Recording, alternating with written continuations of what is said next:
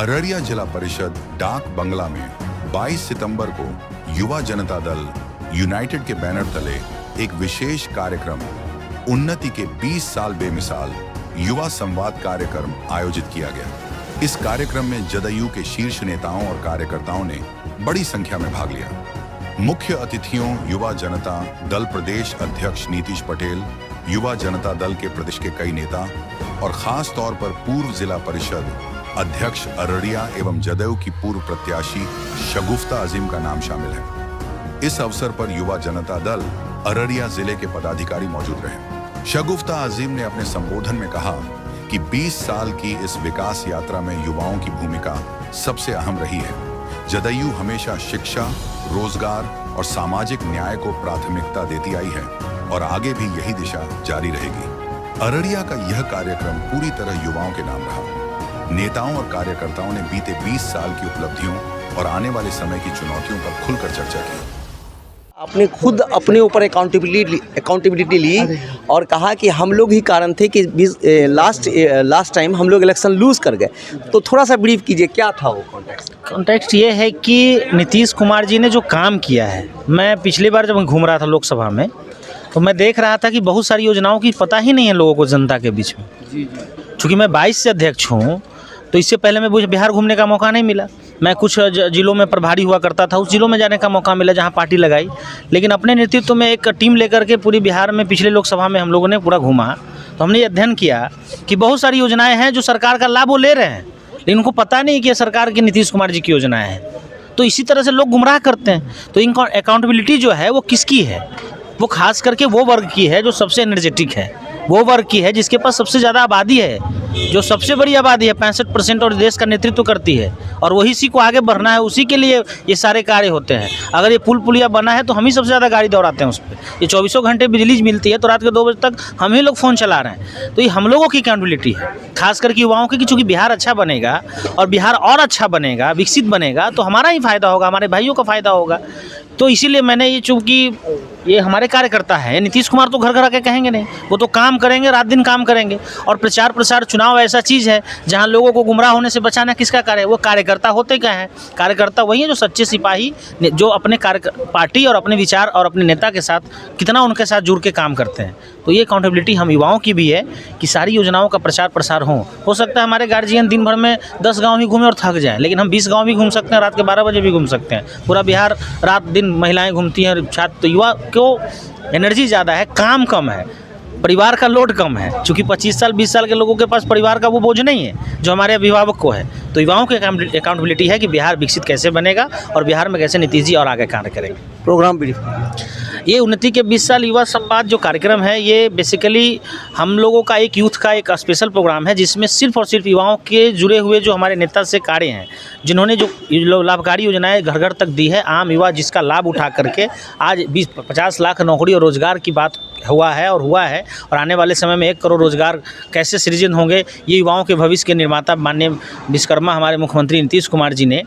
तो ये सब चीज़ों के लिए हम लोग उन्नति के 20 साल युवा संवाद लेकर गांव-गांव और जिले-जिले में हम लोग कोशिश कर रहे हैं। और हम लोग जिले स्तर से लेकर के अपने पंचायत स्तर तक के युवा कार्यकर्ताओं के साथ ये बात करते हैं कि गुमराह होने से बचाने के लिए जुबान चलाइए और अपने आप को जानकार बनाइए और एनर्जेटिक बनाइए। क्योंकि कोई ऐसा परिवार, कोई ऐसा युवा नहीं है जो माननीय मुख्यमंत्री जी की योजनाओं का लाभ ले रहा है। सब लोग ले रहा है, सब परिवार भी ले रहे हैं। 24 घंटे बिजली मिलती है तो सबको मिलती है, 125 यूनिट बिजली फ्री मिले तो सबको मिला।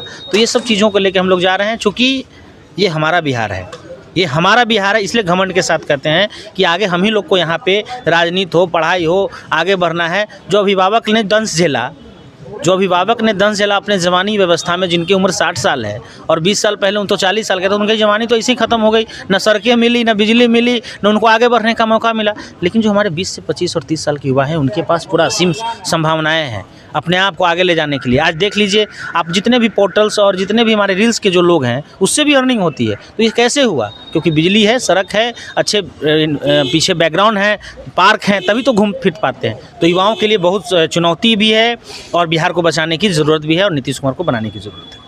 ये चूँकि आए हुए हैं नीतीश पटेल, जो हमारे बिहार प्रदेश के अध्यक्ष हैं युवा संगठन के, और ये इनका कार्यक्रम चल रहा है पूरे 3800 ज़िला में, जिसकी कड़ी में ये अररिया आए हुए हैं और यहाँ युवाओं के साथ उन्होंने संवाद किया।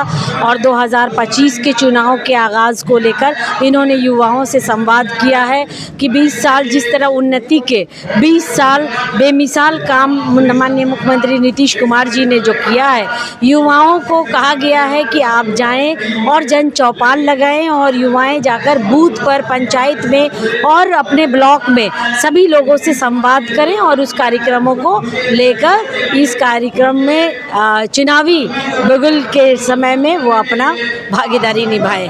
चूँकि युवाओं से यह आह्वान किया जा रहा है कि लगातार मुख्यमंत्री जी ने युवाओं की सशक्तिकरण की दिशा में जितने काम किए हैं, उनकी 33 की तो फहरिस्त बनी हुई है और अन्य काम जो अगला उनका वचन है, जो आने वाले दिनों में जब वो जीतेंगे और करेंगे, इसके लिए भी जो जैसे रोज़गार की व्यवस्था है, महाविद्यालय, मेडिकल कॉलेजेस, ये तमाम जो डिमांड है, यूनिवर्सिटी की डिमांड है, ये तमाम चीज़ों को लेकर करके जिस तरीके से काम कर रहे हैं और आगे भी काम करने का आश्वासन दे रहे हैं, ये तमाम चीज़ें। और कहा जा रहा है ये भी कि जो बीच में अभी कुछ कन्फ्यूज़ लोग निकला हुआ है, जो मुख्यमंत्री जी के काम जैसे शराबबंदी को कुछ लोग मुद्दा बना रहे हैं कि हम शराब जीतेंगे तो शराब के कानून को ख़त्म कर देंगे।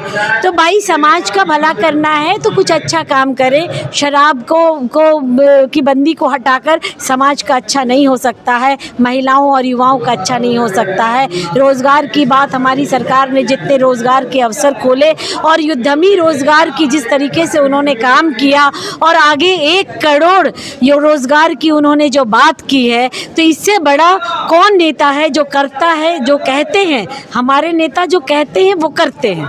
तो इन्हीं कामों को लेकर आज संवाद हुआ है। निश्चित तौर पर एक बदलाव दिख रहा है, जुनून दिख रहा है युवाओं में जो जुनून है। हमें लगता है कि अगले चुनाव में हम जीतेंगे सुनिश्चित।